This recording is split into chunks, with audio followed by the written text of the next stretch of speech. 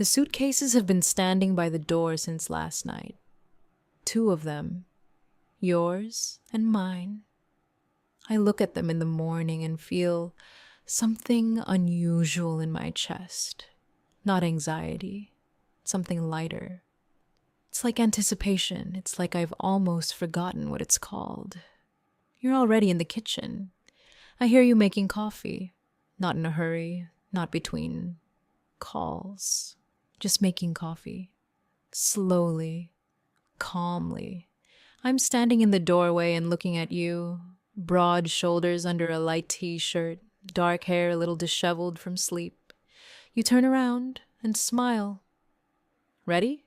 You ask. Almost, I say. But really? Yes. We left before the city had fully woken up.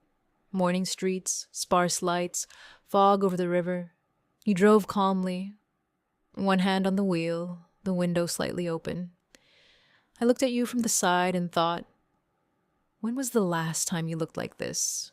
Not collected, not focused, just here.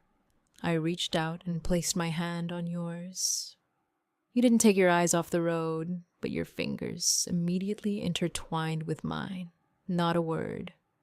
And that was enough. The sky opened up beyond the city, big, early, with pink above the horizon. The fields on both sides, still gray, still sleepy, but already with that first green that only comes in spring. I rolled down the window and smelled the smell. Grass, earth, wind. Stop, I said suddenly. You didn't ask why. You just pulled over. I got out. I stood in the middle of the silence, only the wind and a bird somewhere far away. The sky in the east was already burning, orange, golden, alive. I stood there, watching, feeling something in my chest begin to release. That tension that had been there for years, the kind of thing you get so used to that you stop feeling it until it starts to go away. You came out and stood next to me. You stared at the horizon in silence. It's been a while since I've seen the sunrise, you finally said. I didn't say anything. I just took your hand. We drove for hours. You turned on the music, quiet, wordless, and we hardly spoke. But that silence was warm, not empty, full. Sometime after lunch, you turned off the highway without warning. Where are we going? I asked. You'll see. The narrow road led through a pine forest. The trees on both sides were even, tall, with that golden resin that glistens in the sun. The smell was thick, alive, warm. I rolled the window all the way down and just breathed. You stopped in a small clearing by the river. Quiet, almost invisible. If you don't know it, you won't find it. How do you know this place? I asked. You smiled a little. Some things are memorable. We got out. The river was narrow, transparent. You could see the stones at the bottom. We sat on the shore. You took out a thermos of coffee. You made it in the morning and I didn't know. Hot, strong, just like that. I drink coffee by a quiet river in the middle of a pine forest and think, this is it. This is happening. And I'm here. We stopped for the night in a small town, one of thousands along American roads. But the hotel turned out to be beautiful, old, wooden, with a veranda and a swing outside.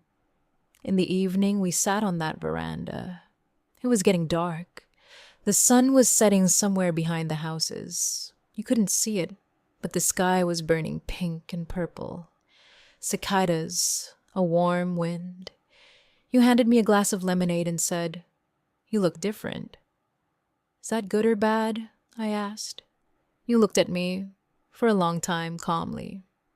Just different, you said, and he looked up at the sky. I smiled. That was exactly what I was expecting. Not a compliment, not an explanation. Just that look. In the morning, the road again, but now it feels like noon. The air is different. It's getting warmer. The trees are changing. The first palm trees appear along the road, sparse for now, but already real. I watched you driving. You've changed. I'm trying to figure out exactly how, but it's hard to put it into one word. You've become slower. Not in a bad way, in a calmer way. It's as if you've taken off something you've been wearing for a long time and got used to the weight, and now you're walking without it and are a little surprised at how much easier it is. You started training at home. You set up a corner in your bedroom where unpacked boxes had been standing for years. You took them apart quietly, without any unnecessary words. You put up a mat, weights, a hanging horizontal bar, and in those boxes I found our old photos. We're young, funny, you're holding my hand and laughing. I put them on a shelf. I didn't say anything. I just put them up. I look at that photo every time I walk past, and every time I think, we're still the same. We're just a little lost. There's something you don't know about. Not yet. A few weeks ago, I signed up for erotic dance classes. A friend sent me a link, jokingly with a smiley face. I opened it and something clicked. I just wanted to. I want to learn to move differently. I want to feel my body, not as a tool for work, but as something living, my own, feminine. I was trembling with discomfort during the first class, but the teacher said quietly, "Here is only you and your body. Get to know each other again." And I got to know each other. It turned out to be more important than any dance. You don't know yet. I'm keeping it as a gift. I imagine evening, soft light, music. This is for you and your face. I think about it, and I smile quietly to myself towards the window. You glance at me with a sidelong glance. What are you thinking about? Yes, I say. Just thinking. You turn back to the road, but in the corner of your mouth, something. Almost a smile. Florida begins imperceptibly, and then suddenly. Here is another ordinary road. Here is an ordinary sky. And suddenly the palm trees are real and dense. The air through the window becomes humid and warm and salty, and the sky becomes brighter, as if someone has turned up the brightness. Do you feel it? You ask. Yes, I say. Nothing more is needed. We made another stop, already at the entrance.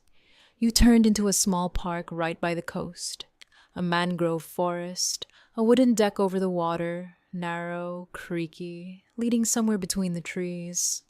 We walked along it in silence. The water under the boards was dark, calm, with a reflection of the sky. The trees overhead formed a tunnel, and at the end, suddenly, the bay opened up. Quiet, blue, with white birds on the water. I stopped. You stopped next to me. How do you know such places? I asked quietly. For the second time this trip, you looked ahead, at the water, at the birds, at the horizon. I'm just looking, you answered. I took your hand. You squeezed mine, briefly, but noticeably. We arrived at the hotel in the evening.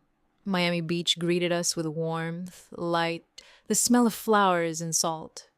The hotel, small, white, with blue shutters, was a block from the beach. The room overlooked the ocean. I opened the balcony door and heard it. The ocean. A great, steady, endless noise, wave after wave, without hurry, without purpose. Just like that. You stood next to me. We were silent and listened. Then you said, quietly, almost to yourself, "That's it." I didn't ask what you meant. I understood. The first morning, coffee in the balcony, the sun still low.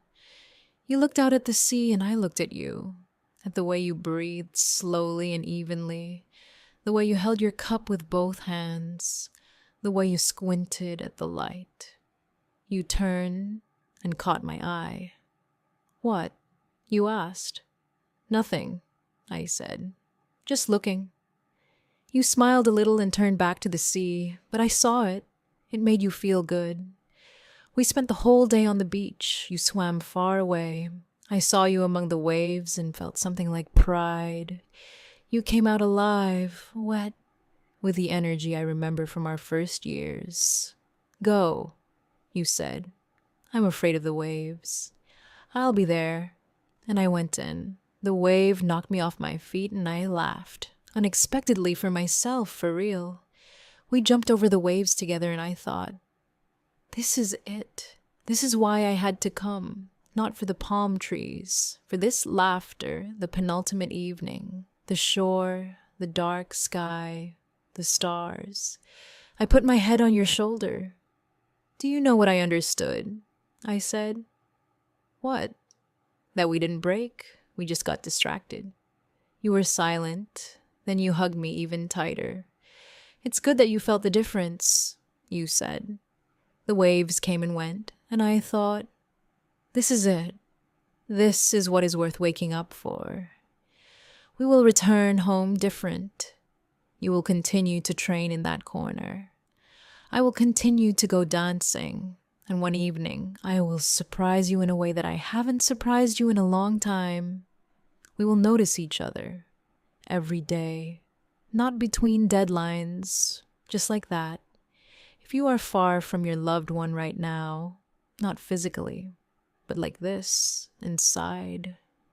No, this is not a sentence. This is just a moment from which you can turn around. Go to him or to her and just say, we need to go. Florida is optional. Just come. If this story inspired you, leave in the comments what you would like to do for a loved one. Until next time. Curious